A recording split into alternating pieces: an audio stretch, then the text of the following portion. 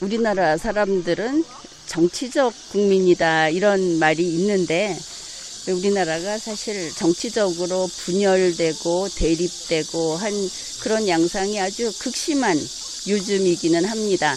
편을 갈라서 뭐 영남이니 호남이니 하면서 이제 그런 게 아직도 있죠. 심하게 남아 있습니다.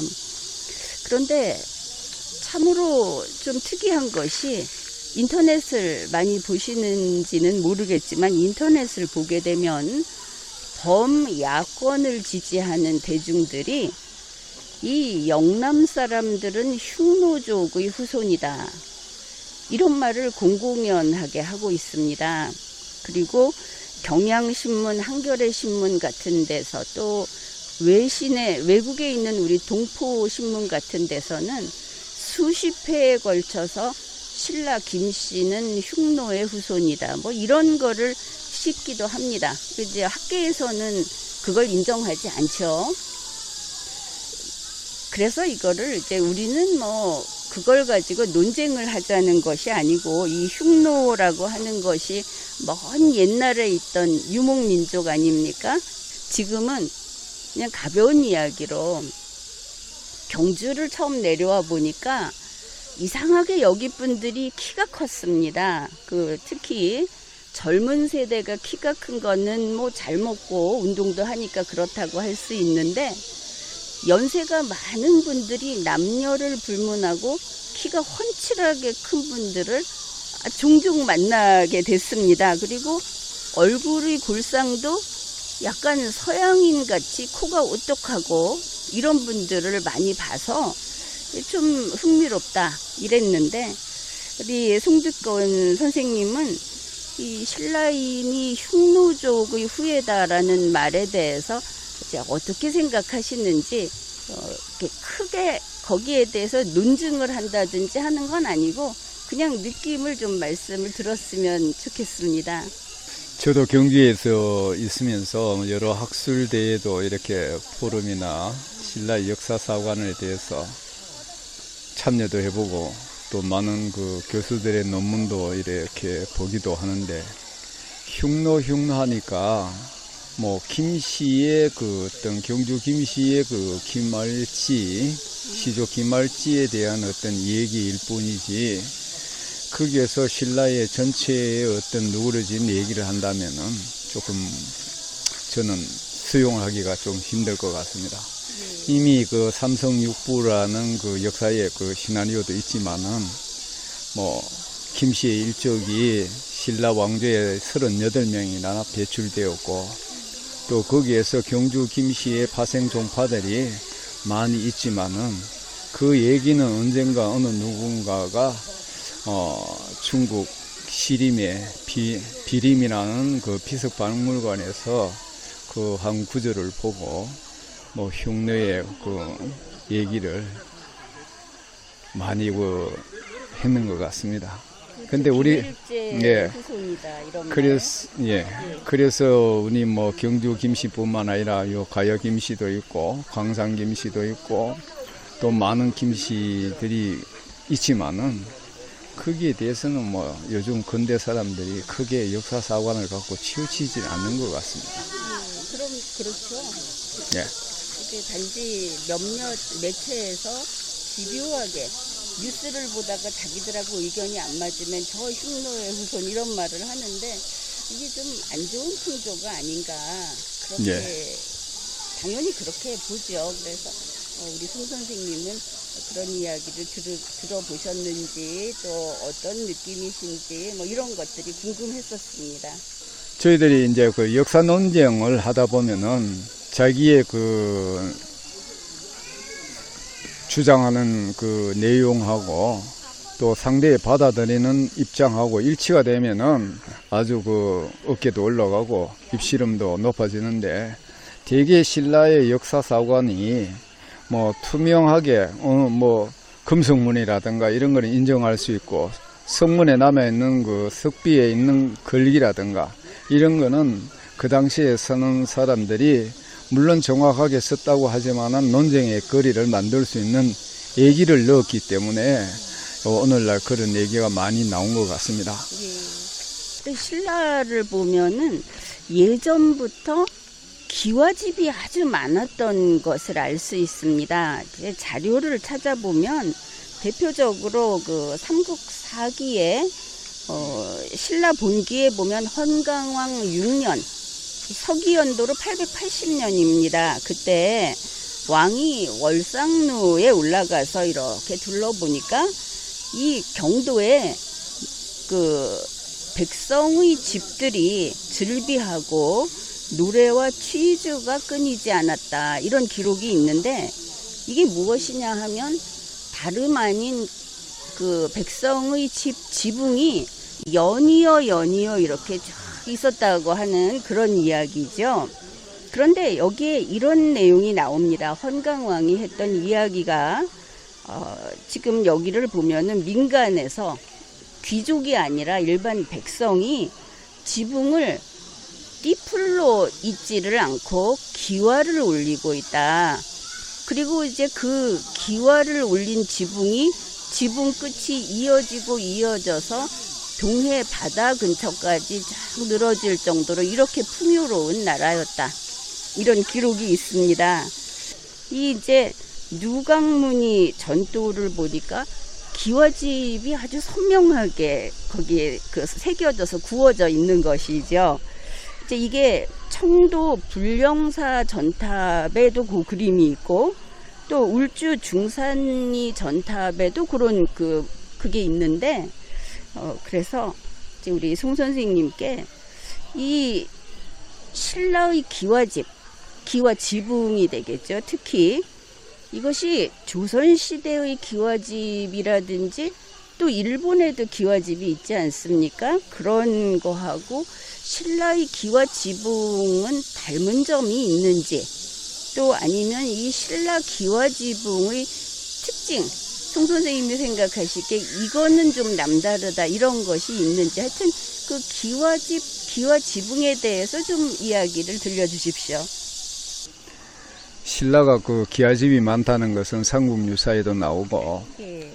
뭐 13만 5천 가구에 뭐 엄청난 많은 그 기와집이 절비됐다는 그 얘기를 선생님께서 또 헌강왕 당시에 있었던 일, 그리고 불령사 청도의 불령사 전탑지에 새겨놓은 기와 형식, 그 형식은 현대의 그 조선시대 건축물과 크게 다를 바 없이 지붕이 뭐 팔짝 지붕도 있고 맞배 지붕도 있고, 근데 그 전돌에 새겨진 것은 아마 일반 백성들의 그 건축물이 아니라 또 궁성이나 사찰의 유형으로 담지 않았나, 그렇게 생각합니다. 그 서라벌 수도 경주에 벗어난 그런 건축물의 형상은 뭐 사찰 외에는 그 토기로라든가 전돌이라든가 기와 파편 이런 거는 발굴 상태에서 나타나는 거는 들어있지만은 민가에 주독되어 있는 와편이라든가 이런 것은 찾기가 좀 힘들지 않았나. 그 어느 뭐 얘기는 뭐 고려시대까지도 일반 백성들은 땅을 파고 두모를 짓고 살았다. 백성들은 그 귀족사회들이나 뭐 17간등급 정마담 뭐 지배층에 어느 정도 힘이 있는 사람들은 그런 집을 사는 줄 몰라도 온전한 백성들은 그런 집에 살기는 힘들었죠. 그렇겠죠. 아무래도 그 역사 기록이라고 하는 것은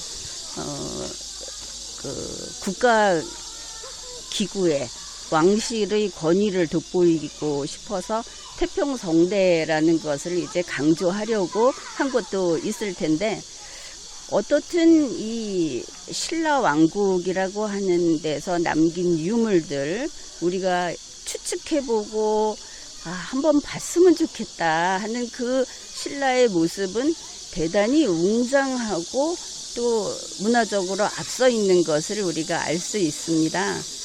그래, 결국 말씀하시는 것이, 그러면 이 신라의 기와집이 결국 이 한반도의 기와집의 시조, 그 시작이었다. 결국은 그것을 다 보고 토대로 해서 계속 지금의 기와집까지 내려왔다 이렇게 봐도 되겠죠? 저도 그 생각을 선생님 말씀대로 좀 입지가 되는데, 그 실질적으로 신라는 통일 신라 이후에 건축 양식이라든가 생활의 어떤 패턴이 당의 유형을 많이 갖고 왔습니다. 의식주도. 그때 이후에는 이제 많이 바뀌었죠. 그렇죠. 그래서 지금에도 우리나라 한옥 기와집이나 중국에 지금 남아있는 기와집이나 기와 등기와라 하죠. 우리는 순막새, 안막새가 이렇게 기와골을 만들어냈지만 그거는 반대로 안막새가 엎어져가 있어요. 또 방금 말씀대로 그 일본의 유형도, 일본에는 글자 그대로 그날은 나무가 많으니까 전탑이라든가 또 건축물 유형도 예. 목재로 사용하는 건축물이 많고, 중국에는 흙이 많으니까 전돌로 사용해서 기와 와편도 또 그 기와집도 많이 있고, 예. 우리나라는 다양한 수력을 했기 때문에 온돌식이라든가 마루식이라든가 이런 거는 이제 북방계열과 남방계열 이런 그 종합적으로 잘 수용을 해가지고 만들어진 건축물이 오늘날에 그대로 전성되어가 와지 않느냐 이렇게 생각합니다. 예. 여기에 와서 보고는 참 안타까운 것이 신라 건축물을 많이 볼 수 없다는 거. 우리가 이제 시대 차이가 있죠. 1000년이 훨씬 넘어 과거기 때문에, 그리고 그 사이에 역사상 대단한 일들이 많았고, 그래서 이제 신라의 건축물이 남아있기에는 좀 불리한 여건인 건 맞습니다. 그러나 서울에서 조선시대 왕궁이라든지 하는 이런 건축물들을 보면서, 물론 나중에 이제 그 보수하고 새로 짓고 했지만 그래도 그 틀을 알 수 있지 않습니까? 이렇게 만들었다 하고. 그래, 신라에 와서 성이 몇 개였다, 궁궐이 몇 개였다 이러는데 한번 보고 싶은 것이죠. 실제로 남아있지 않으니까. 지금 경주시에서 이 왕경 복원을 하려고 애쓰고 있는 것을 보면서 응원을 하고 있습니다. 해서 우리와 우리 후손들이 신라 건축물은 이 고대 이 한반도에서 어쩌면은, 저는 이제 이 신라라는 나라를 굉장히 매력 있게 보거든요. 그래서 이 나라가 그 시대에 선진국이었다, 일단 이렇게 방향을 잡고 있습니다. 그래서 우리가 그 후손으로서 이 신라의 문물을 보여줄 수 있으면, 그게 실제 건물이 됐든 디지털 기술을 활용해서 보여주든 해서 독창적인 중국의 입김이 씌워지기 전에 중국보다 앞섰던 그 우리의 그 과거 사람들이 살았던 그 생활상을 보여줄 수 있는 날이 오기를 응원하고 있습니다. 근데 지금 기와집 말씀을 이제 들었는데, 저는 이제 경주로 보면, 우리 이제 송 선생님은 경주 분이라고 말해도 되지 않겠습니까? 근데 저는 이제 외지인이라는 말씀이죠. 결국 그렇게 보면. 밖에서 경주를 와서 보면 볼수록 여기가 참 매력적인 역사의 땅이다, 이런 것을 지금 느끼고 있습니다. 그리고 이제 우리 송 선생님이 문화재를 가까이 하시고, 문화재에 대해서 남을 교육도 하시고 이런 보호도 하시고 이런 일들을 해오신 걸 알고 있는데, 거기에서 지금 가장 앞에 세울 것은 신라가 으뜸이었다라고 하는 그게 서야 되는데, 학계에서도 문화재를 지켜가는 그 기관에서도 지금 자신 있게 그 이야기를 잘 못하고 있는 것을 봅니다. 그게 좀 안타깝죠. 이제 기와집 이야기는 그렇고, 송 선생님이 중앙일보하고 인터뷰한 기사를 하나 봤습니다. 이 경주에서 가장 보기 아름다운 곳이 어디냐 이러니까 우리 선생님께서 보문 평야, 보문 들판, 거기에 가서 좀 사진을 찍고 구경을 하면 거기는 전봇대도 없고 남다른 풍경을 볼 수 있다. 이렇게 추천하신 기사를 봤습니다. 그래서 그걸 보면서 생각을 해봤죠. 우리가 일반적으로 보문 이러면 보문단지를 떠올리지 않습니까? 외부인들은 더 그렇습니다. 그래서 경주의 보문이란 명칭은 보문호, 보문단지 거기로 생각을 했는데, 그래서 지금 호텔이 있고 이런 곳을 생각을 했는데, 우리 송득군 선생님 추천하신 기사를 보니까 보문 들판 쪽이 보문의 명칭이 있었습니다. 그게 이제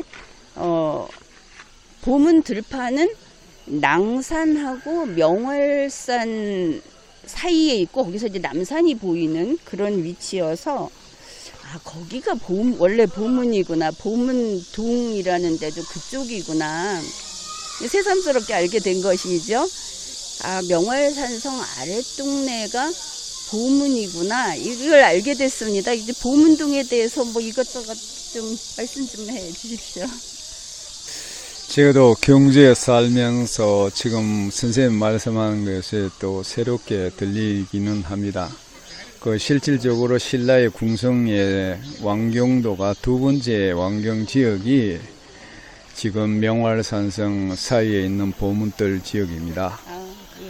넓을 보자의 사이가 문자인데 보문단지도 이 명칭을 아마 따지 않았나. 보문단지는 1979년도에 인공저수지로 만들고 보문호를 만들고 보문단지가 개설되고 제주도는 중문단지라 했죠. 근데 실질적으로 보문단지에는 학술적으로 보문사지가 있고 또 신라의 단간지주 중에 가장 섬세하고 아름다운 연화문 단간지주가 보문들에 있습니다. 네. 그리고 이제 단간지주가 거기에서 한 500m 정도 떨어지면 또 하나의 단간지주가 있고요. 또 신라의 학술적으로는 왕의 어떤 피장지로 조성을 하다가 중단된 곳도 있고, 항복사라는 절도 있고, 항복사는 역사의 시나리오는 자장이나 또 의상법사, 맞습니다. 의상이 아마 황복사에서 출가를 했다는 기록도 있습니다. 황복사 삼총석탑이 있고요. 제가 그때 추천하게 된 동기는 어느 날 가을 들녘이 우리 경주는 개발 지역이 또 완화대가 많이 풀고 또 도심에서 조금만 벗어나면은 가을철에 황금 들녘이 들어있는 곳이 있습니다. 스악동도 있고 또 보문동도 있고 또 가까운 또 주변에 덤은 있기도 하지만은 어느 날 항복사들 답사를 하면서 가을 들길 동쪽으로 바라보니까 그때의 신라 26대 진평왕의 왕릉이라고 추정하는 곳을 바라보니까 마침 시간이 오후 시간이었어요. 오후 한 3시 반에서 4시쯤 됐는데 왕릉 정말 절로 말로 표현을 잘 못할 것 같은데 엄청 참 좋은 느낌이어가 거기에서 또 논두렁길로 가는 코스모스가 야생 코스모스죠. 또는 덜국화 이런 것이 많이 피가 있고 전형적인 참 우리 신라의 도시가 느낄 수 있는 그런 곳이 아닌가 해서 그때 한번 말씀드린 거 있고요. 조금 낭산 쪽에는 여러 가지 흔적이 많이 있습니다. 사천왕 사지도 있고 도로 건너 망덕사지도 있고 신라 정명태자 31대 신문왕의 무덤으로 추정되고 또 번민태자죠. 훗날에 31대 문무대왕의 화장지로 했던 농지탑도 있고 그리고 또 마애불이 남아있는 중생사절도 있고 이 낭산 일대가 동쪽으로 바로 보면 명월산상 웅람이 속에 신라의 제2왕궁터가 지금의 보문사지 주변입니다. 그래서 보문이라 하는 그 얘기도 어떻게 보면은 신라의 김유신 장군의 여동생 중에 보이와 문희가 있는데 아마 보이도 이런 그 당시에 여기에 영향을 받지 않았나 이런 추정을 저도 해봅니다. 아, 예. 불가에서 말하는 보자입니다. 이거는 분명히. 예. 방금 그 보문단지, 그 보문호 이런 데가 이제 그 설계를 하고 계획을 해서 개발한 곳이라고 말씀을 해주셨는데, 그때가 아마 경주 엑스포, 문화 엑스포인가 그것 때문에 그쪽을 많이 활용을 했던 것 같습니다. 경주 그 김대중 대통령 때 아주 크게 행사를 하면서 그 이제 준비를 했어야 했다는 이야기를 본 것 같습니다. 그 이전에 예. 김대중 대통령 이전에 1973년에 이 경주는 대대적으로 그 도시계획 정비 사업이 들어갔습니다. 예. 그것은 이제 박정희 대통령, 고 박정희 대통령이 있을 때 그 보문단지가 이제 준비가 됩니다. 준비되는 과정에는 이미 그 여러분들 잘 아다시피 그 동해에 지금 양남이라는 곳에 그 당시에 캐나다 원자력 발전소가 거기에 서게 됩니다. 그래서 이 도로가 생기면서 또 포스코, 가까운 데는 포항, 또 저 남쪽으로는 울산, 이런 것을 산업화도 되고 관광화도 할 수 있도록 도로 개설을 하면서 경주는 천년의 역사의 도시고 우리나라에서 가장 분단된 조국을 처음으로 통일한 국가입니까? 삼국통일, 그죠? 예, 어떻든 간에. 예. 그래서 이 통일 그 주역인 경주에 화랑은 삼국통일, 우리는 남북통일 주역을 갖자. 그래서 외부에서 우리가 자동차도 팔고 수출도 많이 하고 하지만은 관광 수익이야말로 정말 크게 조금만 신경 쓰면은 엄청난 많은 수익을 얻을 수 있다. 그래서 보문단지나 제주도나 중문단지가 같이 개설됩니다. 예. 그때 이미 박정희 대통령 때 보문단지가 원래는 1956년 사라예보 태풍 때 미군들이 거기 항용천입니다. 항용천을 막아서 호수를 인공호수를 만들었는데 훗날에 오늘날의 보문단지의 개설지역입니다. 그거든요. 그래서 이제 5성급 호텔도 짓고 외국 사람들이 오면은 자고 먹고 구경할 수 있는 최고의 시설을 만들자 했는 것이 현재 보문단지였고요. 그래서 이제 그 보문단지에서 불국사가 석굴암도 볼 수 있도록 보불로로 만들고 또 동해안으로 갈 수 있도록 길도 더 확장해가 만들고 도심과 시내와 거리는 굉장히 가까웠습니다. 우리가 경주에는 물론 그 환경 생태 전공자들이 수목이라든가 이런 게 경주는 다른 지역보다 원래 벚나무, 벚꽃나무가 많았습니다. 일부 사람들은 오해를 해가지고 뭐 일본 꽃을 왜 이 도로가에 심었나? 경주만큼 이 벚꽃이 많은 동네는 없었습니다. 그런데 지금은 전국적으로 평준화가 되어 있죠. 그래서 경주가 그 당시 일본 사람들도 많이 왔습니다. 뭐 보문 벚꽃 마라톤 대회가 굉장히 활성화했고 알아줬고, 그런데 이제 그 나무들이 수령이 최소한 40년 이상이 됩니다. 40년 이상 도로의 가로수가. 그렇게 멋진 도로가 되어가 있고 지금도 많은 이제 도심에 개발을 하면서 우리 선생님이 어느 누구보다도 경주에 관심을 이렇게 많이 주셔서 저도 참 고마운 느낌이보다 경주 사람으로서 어떻게 좀 부끄러운 점도 이래 보입니다. 뭐 건축물 얘기에 신라 곳곳에 보면은 땅을 파다 보면 초석도 나오고 신라의 유용 흔적이 많이 있습니다. 그러다 보니까 도시 계획이라든가 뭐 고도를 보존하자 이런 그 육성지구 보존지구 이런 것이 토대로 되어 있기 때문에 그 경주는 외부 사람들이 이렇게도 얘기합니다. 아, 경주 사람들은 금방 쓰게서 산다.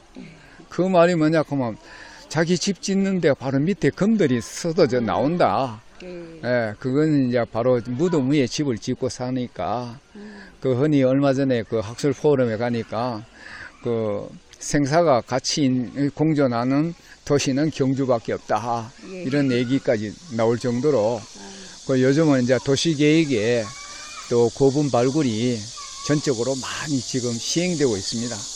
경주만큼 좋은 도시도 없을 뿐더러 물론 자기 지역을 자랑하는 것도 좋지만은 저도 지금까지 살면서 어떻게 보면 우물 안에 개구리지만은 나가봐도 경주만큼 좋은 데도 찾을 수가 없더라. 이런 말을 많이 하고 싶습니다. 예, 네. 아유, 공감합니다.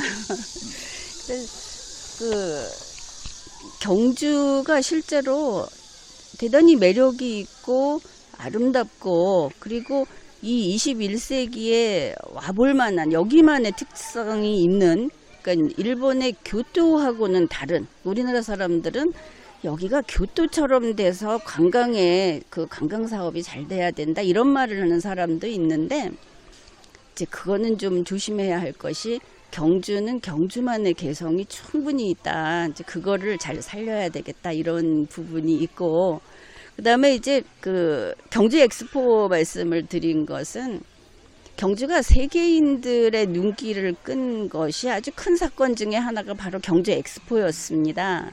그때 물론 정치적인 목적도 좀 있었다 하지만 밀레니엄을 바라보면서 그 새천년 이런 것을 이제 모토로 해가지고 경주를 알리는데 지금 개인적으로는 그때 너무 북한을 여기다 끌어들이려고 했던 그런 부분은 경주에 대한 이해가 부족한 정부가 방향을 잘못 잡은 게 아닌가 이렇게 생각을 하고 있습니다. 근데 이제 두 번째로 이제 경주가 2025 에이펙 정상회의를 개최하게 됐습니다. 거기에 대해서 환영하고 축하한다는 방송도 찍어서 올렸고 그리고 보니까 이 경주 자체 방송으로는 어쩌면 이 리걸마인드 연구소에서 축하 방송한 게 가장 보기가 좋지 않았을까 그렇게 생각을 하는 것이 맨날 시장님 얼굴만 나오고 도지사님 얼굴만 나오니까 이 시민들의 그 자발적인 영상이 많이 올라가 줘야만 정말 여기 사는 사람들이 환영하는구나 이거를 알 수 있는데 그게 좀 적죠. 어쨌든 리걸마인드 연구소에서는 올렸습니다. 그런데 이제 2025 에이펙 정상회의 준비를 하느라고 다들 바쁘죠. 또 최근에 뉴스를 보니까 특히 이렇게 문화재 관계되신 분들, 경주 분들, 여기서 쭉 살아오신 분들한테 어떻게 이 정상회의를 잘할 것인가 하고 그 지혜를 얻겠다. 이제 그 지자체에서도 이런 이야기들을 하고 있습니다. 그래서 무슨 단체도 조직을 하고 한다고 하는데 그거는 그거고 우리 송두건 선생님은 경주 사람으로서 경주 문화재를 보호하고 이 문화재와 역사, 문화를 알리는 일을 쭉 하면서 지내오셨고 또 교육도 담당하고 계시는 그런 분이기 때문에 이걸 여쭤보고 싶습니다. 에이펙 정상들에게 이 경주의 문화재 중에 무엇을 우선적으로 보여주면 좋겠다고 생각을 하시는지 그래서 뻔한 거, 유명한 거 이런 것 말고 의미 있는 것 내가 이 문화재를 가서 개인적으로 서로 마주하고 있다 보니까 이것만큼은 세계인에게 보여주고 싶다. 이런 것들이 있으면 뭐 생각나는 대로 말씀을 좀 해주십시오. 방금 말씀하신 그 에이펙 그 자체도 우리 경주 시민들의 수군 사업이 전부 다 하나같이 일치가 돼 가지고 각 단체 기관 그 단체장님 또 관계되는 사람들 다 경주 시민 훈련 일체가 돼 가지고 그렇게 그 성격이 떨어진 것을 정말 경주 시민의 한 사람으로서 긍지와 자부를 갖게 됐고요. 긍지와 자부를 갖는 것도 중요하지만은 어떻게 이제 그 사람들을 모이고 또 우리가 보여줄 수 있는 건 최대에 보여주면서 우리가 활용할 수 있는 그런 그 준비를 해 나가야 되는데 지금 안 그래도 관계기관의 사람들은 분주하게 지금 준비하고 있는 줄 알고 있습니다. 또 뭐 경주 시민도 거기에 동참해가지고 다들 열심히 자기 주어진 맡은 바 임무에 또는 또 경주 시민으로서 긍지를 갖고 그렇게 같이 일을 하고 있는 줄 알고 있고요. 방금 세계 98년도에 세계 문화 엑스포를 우리 경주가 출발점이었는데 그게 지속적으로 계속 이어졌으면은 물론 지금도 관련관이 이어가고 있는 줄 알고 있습니다. 아시아 쪽에도 또 세계 어느 쪽에도 하는데 경주가 그때의 도화선이 해가지고 좀 더 이제 많은 신경을 썼더라면은 또 좋은 뭐 결과를 안 가져갈 수 있었나 이런 생각도 합니다. 하지만 지금도 다들 잘 하고 있고요.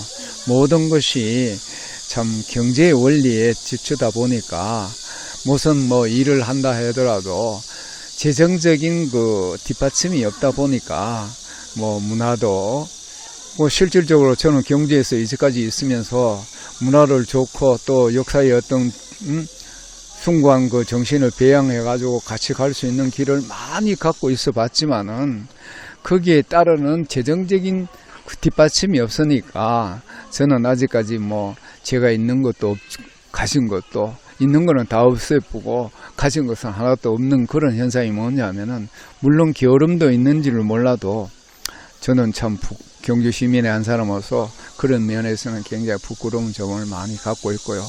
또 일부 사람들은 또 거기에 뜻을 둬가지고 많이 또 긍지와 자부로 갖고 성공한 사람들도 들어 있는데 우리 경주는 정말 우리 경주 시민으로서 누구나 할 것 없이 뭐 북한에는 이런 말이 있잖아요. 전인민 뭐 무장화, 전인민 뭐 간부화, 요새화 이런데 경주 시민은 전체가 수없는 많은 교육과 또 많은 그 어떤 생활의 패턴을 바꿔도 보고 해보고 했기 때문에 뭐를 한다 하면은 규제가 있어가 뭐 한다 이런 것도 어느 정도 이제 다 집안적으로 풀어놨거든요. 풀어주고 묶을 건 묶고 이렇기 때문에 이제는 정말 문화의 강국, 대한민국의 역사의 문화의 강국은 경주라고 하는 것을 전부 새삼스럽게 이제 초석을 만들어 나가야 되죠.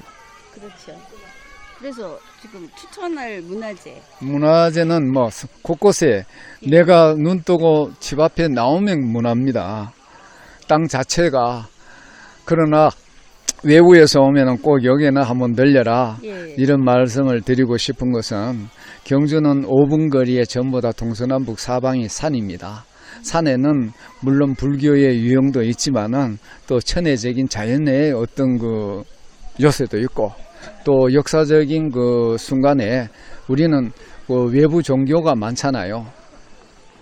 유교도 있고 불교도 있고 또 도교도 있고 개신교도 있고 뭐 천주교 다 있는데 진짜 우리 그 학생들이 안타까운 게 있어요. 어떤 데 한 번씩 너의 해방은 너 누가 했는 줄 아냐 이러 물으면은 아브라함 링컨이라고 너무 다 알아요.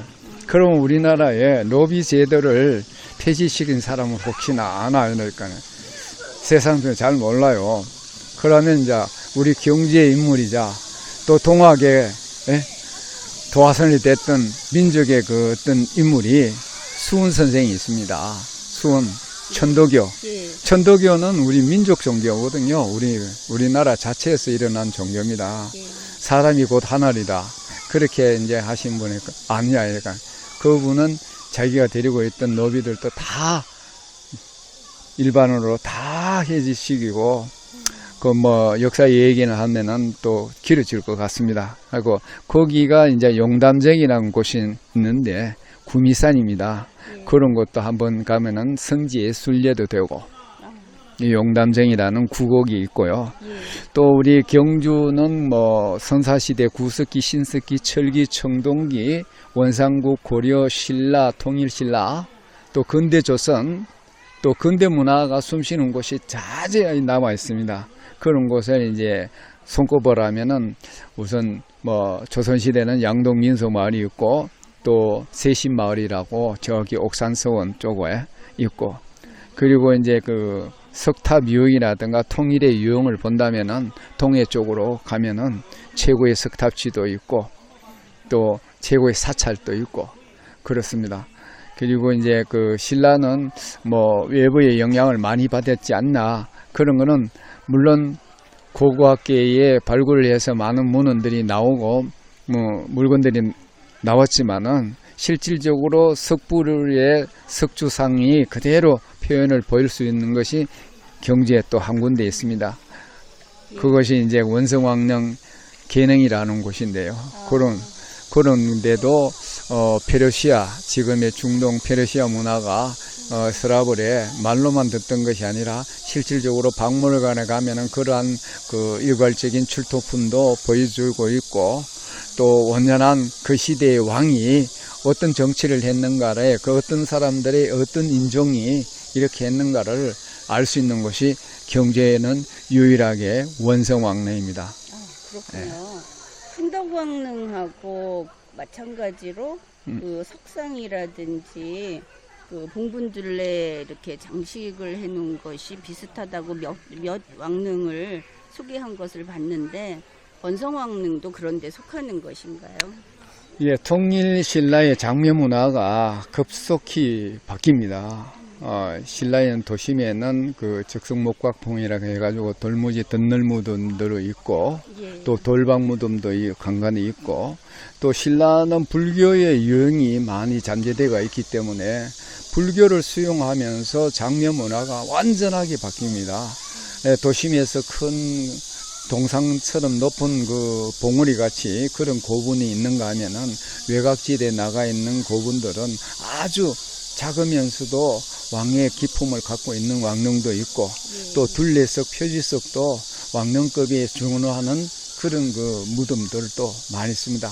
그래서 오늘날까지 잘 보존되어 가지고 남아있는 그 고분 중에는 통일신라 그 성덕대왕이라든가 또는 조금 전에 얘기했던 그 원성왕릉이라든가 이런 고분들은 정말 그대로 잘 보존되어 있고 주변 환경도 잘 가까워져 있습니다. 아, 그렇군요. 그러면은 언제 이제 더위가 좀 가시고 그러면은 그 원성왕릉도 한번 가서 설명을 좀 해주실 수 있을까요?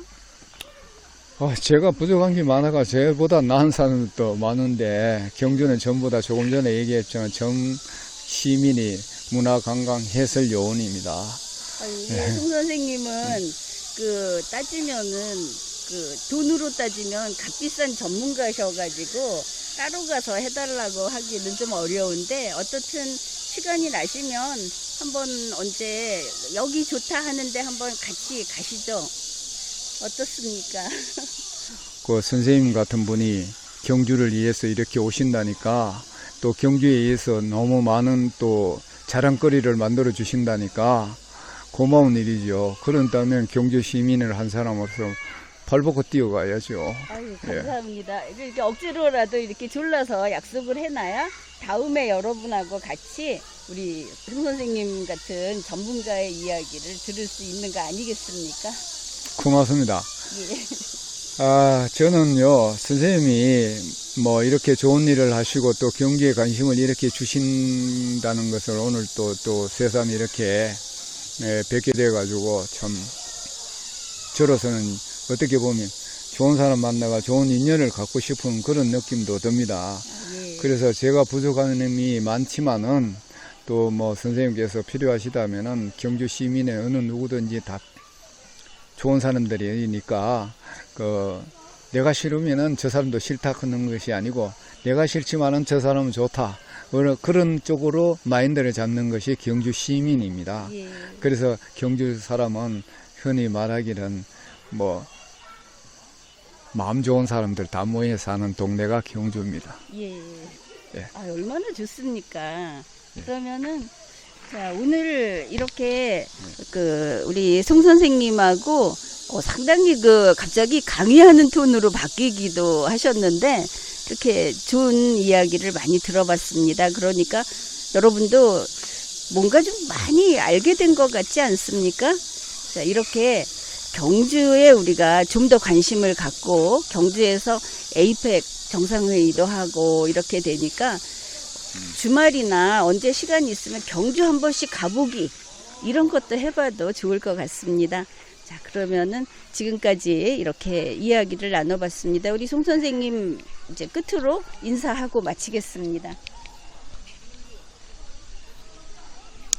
제가 부족한 것이 있지만은 선생님들이 이렇게 그 경기에 대해서 관심을 주신다니까 제가 나름대로의 자랑거리를 많이 만들어 놓겠습니다. 경기에 와 주시면은 그 자랑을 해줄 수 있는 기회를 주시면은 제가 항상 경기에 있으니까 우리 선생님 편으로 연락 주십시오. 감사합니다. 감사합니다.